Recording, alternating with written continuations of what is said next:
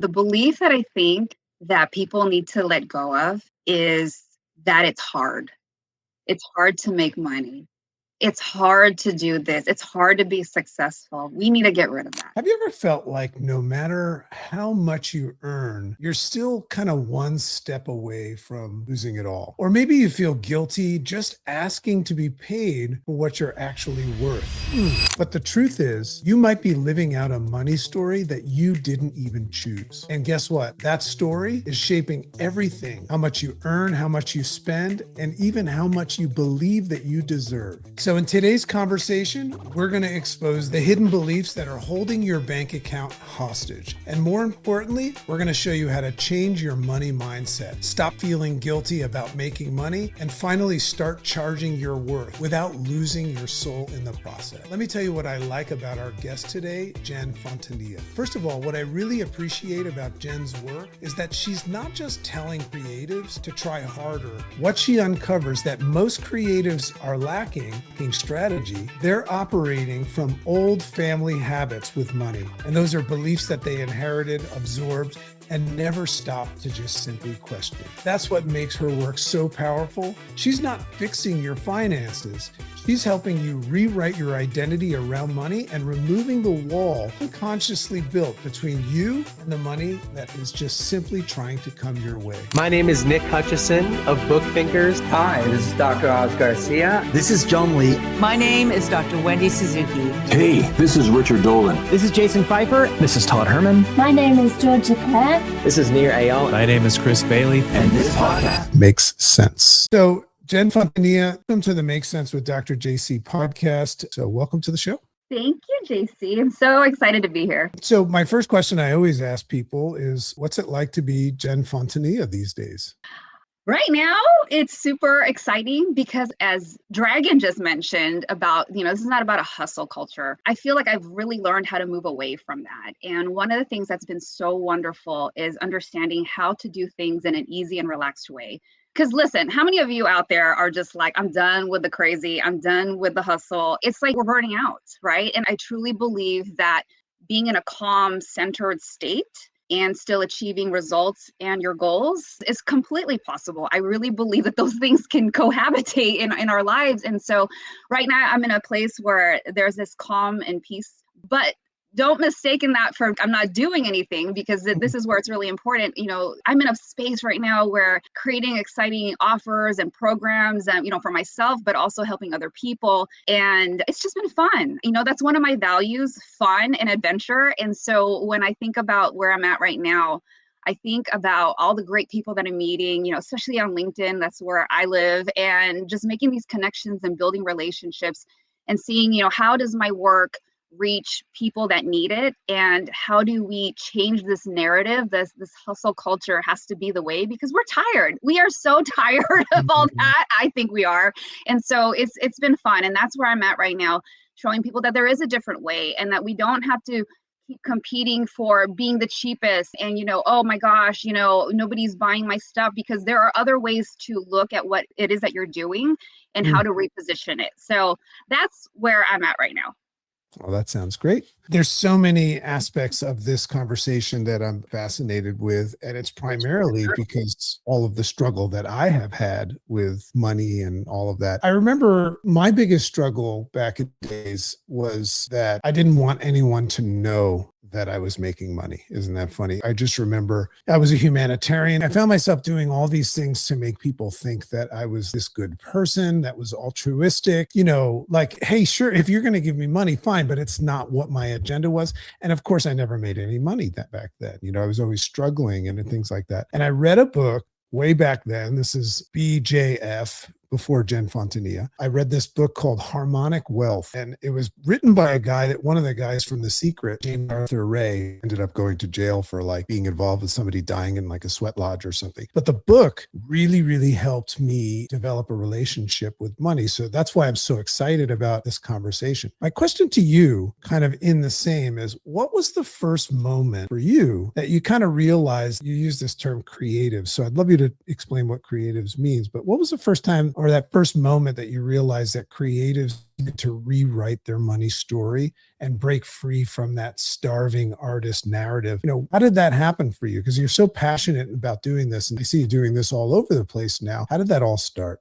I've been a graphic designer for over 25 years. And I think there's a part of that where I was kind of like on cruise control. And then if you know my story, there was a portion of that where I was a financial advisor, and I was in financial services for 2 decades as a former, I call it recovering financial advisor and insurance agent. I even did some estate planning and mortgages. And, as the years went by, I always was drawn back to the creative stuff, the graphic design stuff. And I just couldn't get away from it. And so I just realized this is just where I'm supposed to be. I felt like God, universe, spirit just kept pulling me back, And so I stopped and paused, and I was looking at what people were going through, especially in the creative space. And then I kept hearing these phrases like, oh, the starving artist, or, well, when are you going to get a real job? Whether it was directly towards me or other people were experiencing it. And then I had to ask myself, I was like, why is this even in existence? Where did this even come from? Like, why do we even have these phrases or these thoughts? And so I got really fascinated. And so when I hung up my licenses and let go of the securities, I didn't do investments and retirement planning anymore. I never really wanted to abandon the money side of things. However, I was so fascinated with the money mindset stuff. And when I got involved with this, nowadays on Instagram and on the internet, you see all this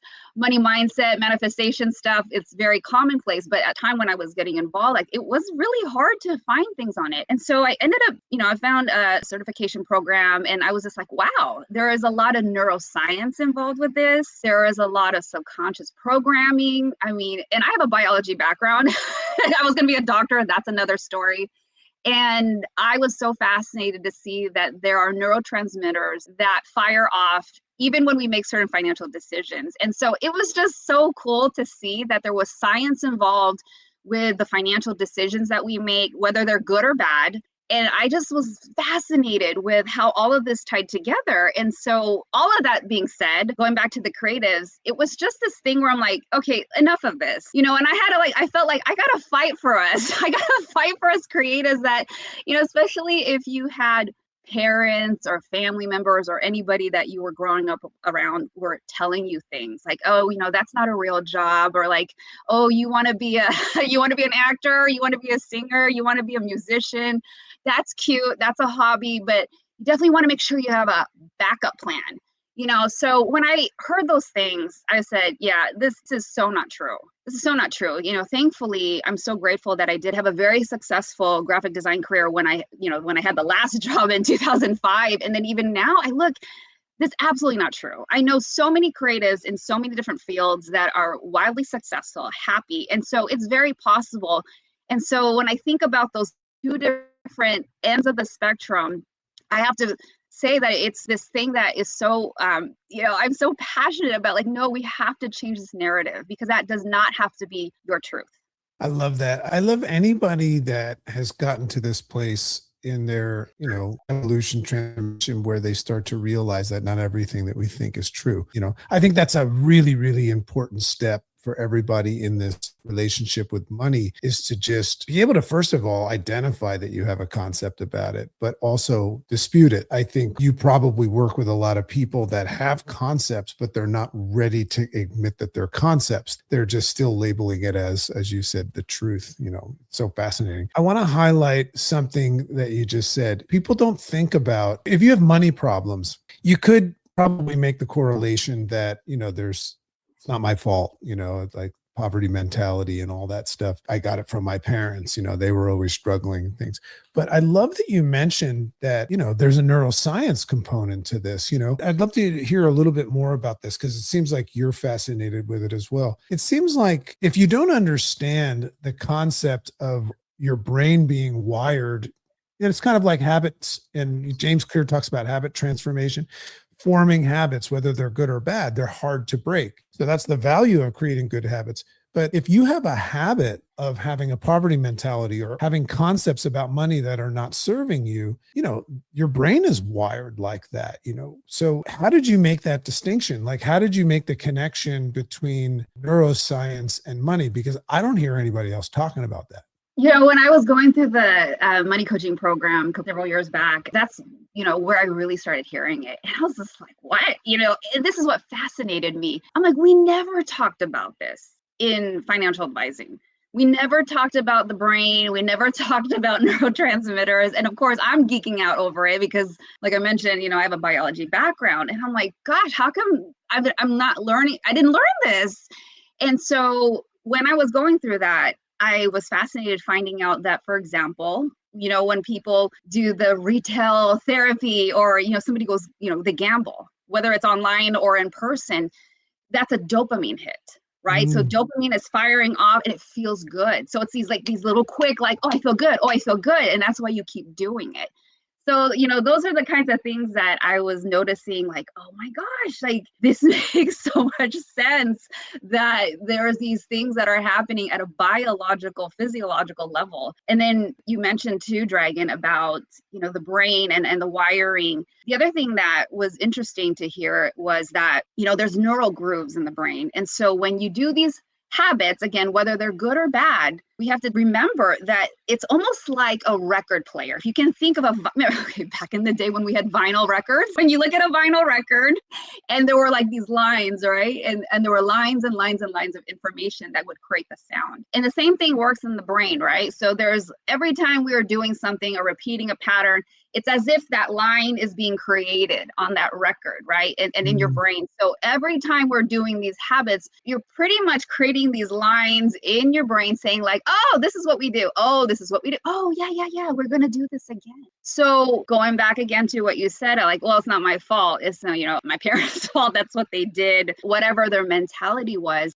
Yeah, we can say that. And we also have the ability and the option to say, okay, I'm not going to make them wrong or right. I'm just not going to place blame. And this is where it's so important that we write our story, right? Our money story, and we take accountability. We have awareness now. And then we say, okay, this is also important. Forgiveness is a whole nother section when it comes to releasing these patterns, but we need to stop putting blame because that's not the energy that we want to keep, right? Alongside with scarcity mindset and poverty mindset. And, a lot of times we just have to have forgiveness and say, okay, you know what, my mom and dad, God bless them. But now we have the ability now with awareness to make a decision. Okay, that's it. I'm done with all this mess. I'm done with how this has been going. I have the ability to choose and make a decision of how I want to move forward.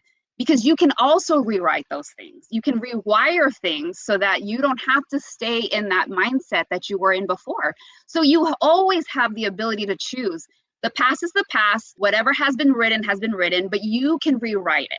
I love that. It gives a whole new meaning to the concept of a broken record, like Right. you hear broken record, it's like same thing over and over and over again. And sometimes, especially when you're coaching people, you hear people using the same excuse over and over and over again. I see that most people are just not taking responsibility for themselves. That's why it comes in handy to blame other people. I mentioned to you before my issue, and I know how I worked through it. And I kind of shared a little bit about that book that I read and, getting a hold of some of the work that you do. But if you've read Jen's book, you kind of have a little bit of an unfair advantage, which is why you should tell your friends about the books. Meaning, you get a window into a different way of looking at things, which is hopefully what you guys get out of this podcast. But I mentioned to you that I had this weird thing about feeling guilty about making money. It was like I went through this phase that I didn't want people to know. Even when I was a chiropractor, I was very successful as a chiropractor. I just always felt weird about people paying for the service. And I remember when I first started practice, I found myself wanting to give it away for free and things. So my question is, why do people feel guilty about making money?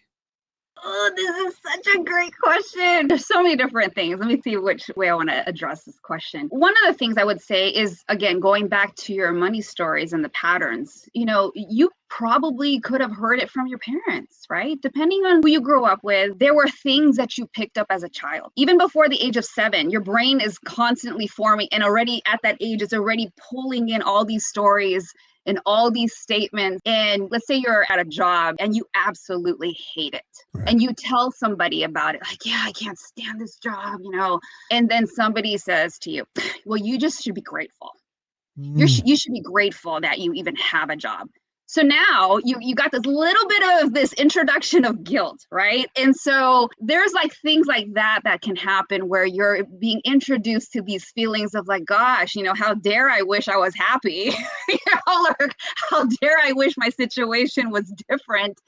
And so you start to feel bad. And so things like that will happen, or people will start to say that because it's a gift, because I'm good at it, or because this is something that it comes to me so naturally, this shouldn't be something I should charge for. And so those are some examples of how this guilt can just get layered and layered on top of your thoughts and top of the things that you're thinking and experiencing that will create this whole narrative of like, I feel guilty, I should just give it away for free, I shouldn't make any money, and if I make money, I shouldn't tell anybody. That this is how this kind of stuff forms. Yeah. So in our ecosystem, we talk about mother, father, teacher, preacher, and just identifying the fact that most of our concepts and ideas, we actually didn't come up with ourselves. They were given to us, even though we think that there are ideas. If I have a poverty mentality, I think that I've actually thought that through and I have a problem with money. But it's not until you hear somebody speak about this like you do that you identify that it kind of came from somewhere else. Like first cousin or a nephew or of such to guilt is this idea of undercharging what you're worth. So I find that a lot of people complain about not getting paid what they're worth, and they're entrepreneurs, right? They're charging a fee. And then coupled with that is they say, oh, nobody wants to pay. I love when people tell me nobody wants to pay. Like, oh, really? So you know everybody and you've interviewed them and you know that about them. So what I'd love to know is, why does somebody that know that they're worth more have trouble with charging? They undercharge. And what's happening kind of psychologically in that moment? Is there some sort of like self-worth and income? What's going on in that moment? Because that seems to be one of the biggest problems. Oh yeah, this is a huge challenge for a lot of people. And to make it super simple, the easiest answer I can give you is that there is this deservingness issue. There's a lot of people out there that don't feel like they deserve it. There is this inner story that's saying like, oh, you shouldn't charge that much, it's too much.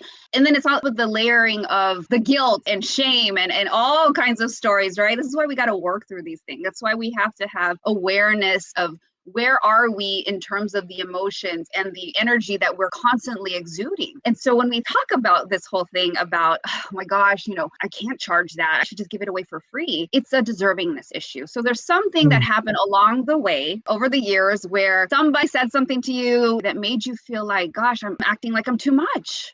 I'm being too much. How many of us have heard that? Or you're being too much, and this starts to play out in all kinds of ways, right? Whether you're at a job and you're trying to negotiate for a higher salary. We've also seen it in, of course, when we're creating our offers and we're structuring the pricing, right? You're like, oh gosh, who's going to pay that? I was just having a conversation with a friend of mine yesterday. And it was this whole thing of like, I was telling her, what I've been helping people with or working on. And she's like, what? People are still paying 5 figures? I was like, yeah. And so it's so interesting that there is this mentality that some people have that like, I can't charge that much. Nobody's paying that. That is absolutely not true. When you start to understand these laws, you realize like, wait a minute, this is crazy. Because for example, I'll give you one, the law of polarity. If we only think that everybody is only charging a little or giving it away for free, then you're saying that the opposite does not exist at all, which is absolutely not true. You got hate and love, you got darkness and light. I mean, there always has to be an opposite. So for every person that thinks that everything is free and cheap, trust me, there are people on the other end of the spectrum that are willing to pay. And this is why I work with people talking about their positioning. How are you showing up? How are you, looking at this? Are you constantly showing up feeling in the back end going like, I don't know, nobody's going to pay for this. I don't know if anyone's going to buy this. Let me just bring it down to like $7. You're already going into your offer with that kind of energy. So what the heck do you expect to happen? We have to catch ourselves when we're falling into that space of, oh, let me bring it down. I don't know if anybody's going to buy this. I mean, this is where it gets really interesting, right? So this is where the work comes from, where we need to start looking at, where did this happen? How did this start? How do we start shifting our mindset? And how do we rewrite these stories so that you are not in this space of feeling that you got to be cheap and that you got to bring it down or you got to give it for free, because at the end of the day, you all need to make money. We all got to pay bills, right? This is why a lot of you go into business. You want the time freedom and the financial freedom, but it's not going to happen if we're staying in a space where you're constantly giving away things for free. And, there's a whole nother thing about fair exchange, fair compensation. If you are providing a value and a service and you're changing and transforming somebody's life, who the heck are you to think that has no value or worth? At the end of the day, it really comes down to a simple idea of that there is something within you that feels that you don't deserve it. God, there's so many things that I want to say about that. You mentioned the laws of the universe, and I love that. You mentioned polarity. Another one is the law of giving and receiving.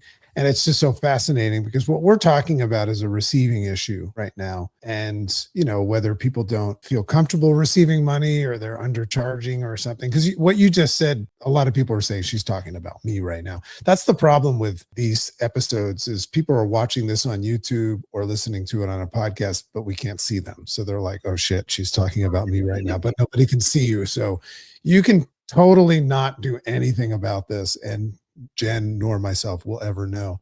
But I do encourage you to reach out after this and do something about it.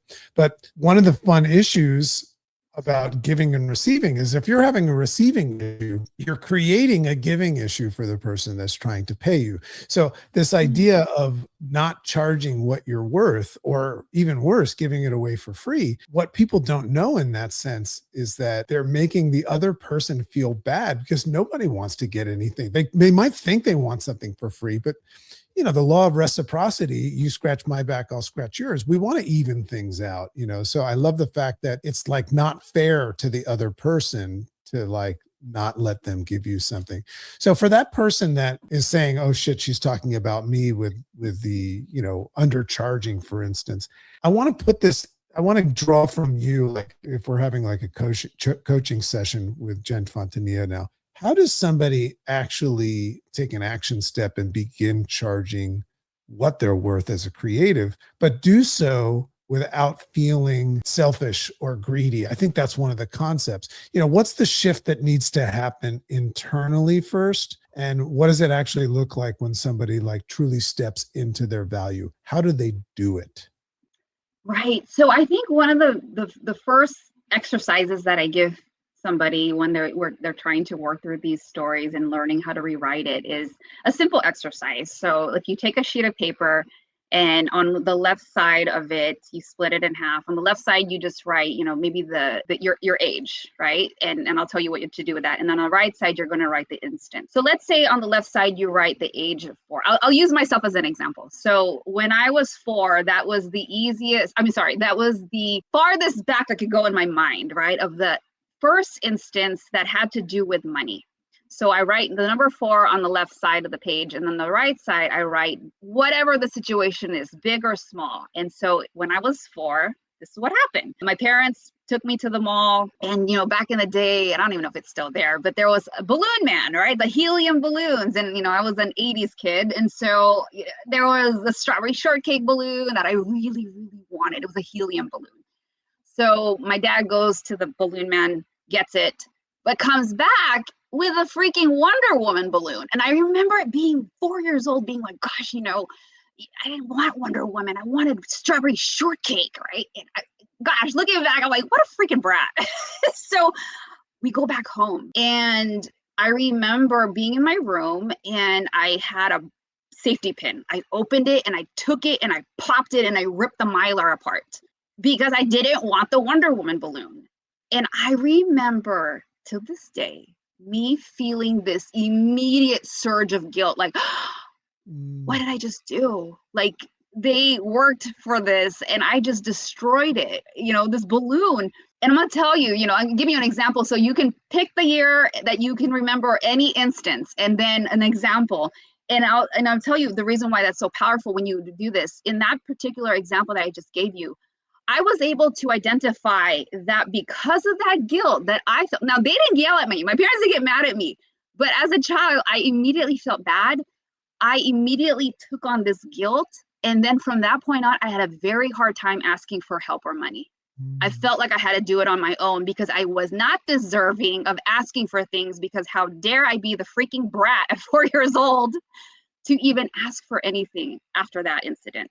So when you do that throughout the years and you start to list out all the different things that you can remember, you'll start to see a pattern like, oh gosh, yeah, my dad kept saying, we don't have money.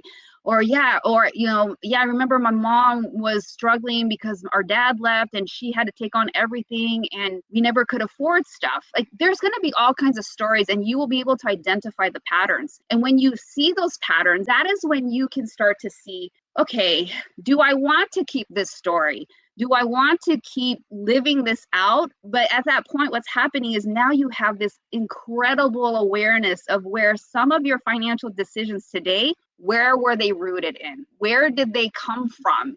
And so you start to do that work. So that is probably the first step, the easiest one that I would advise some of you to do, because I've had people go through that and some of them are crying. Some of them are like, wow, I haven't thought about that since I was 9 years old. And these are grown ass people recalling things from their childhood. They were like, wow, I didn't realize this. Like, I can't believe that that's where this came from. And so that's a wonderful exercise to do. And so after that, you start to look back. Okay, now jumping forward, now that you have that awareness, there's going to be some work. It's going to take some getting used to. So when you are creating your programs, when you are putting together a proposal, when you are putting your offers together and you start to feel that, oh gosh, it's too much, that's where you stop and pause.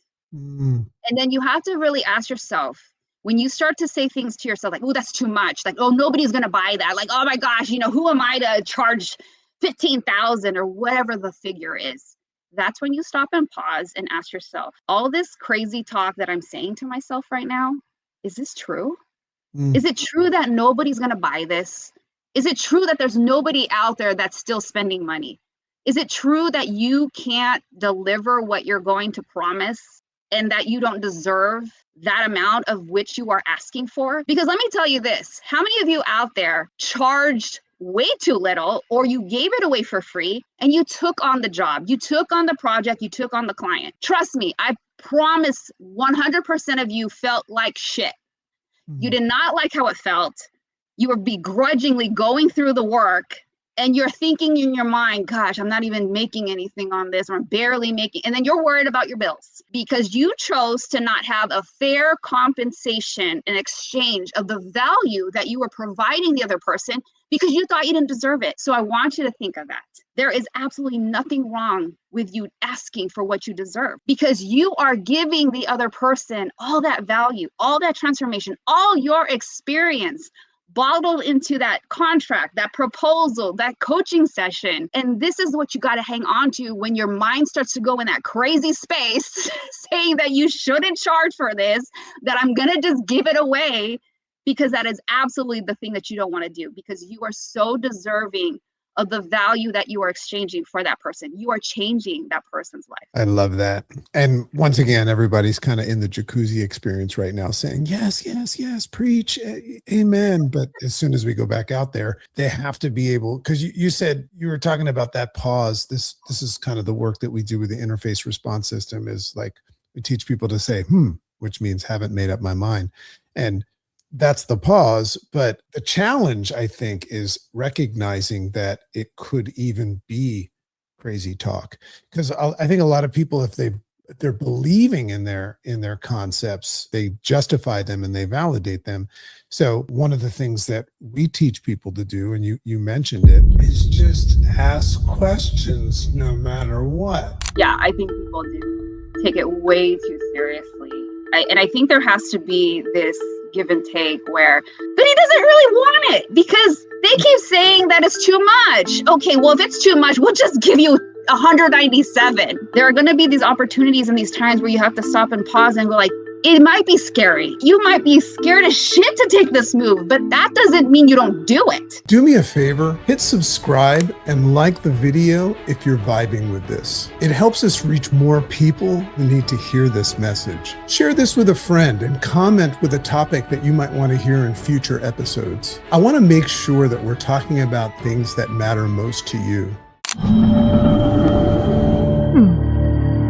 makes sense.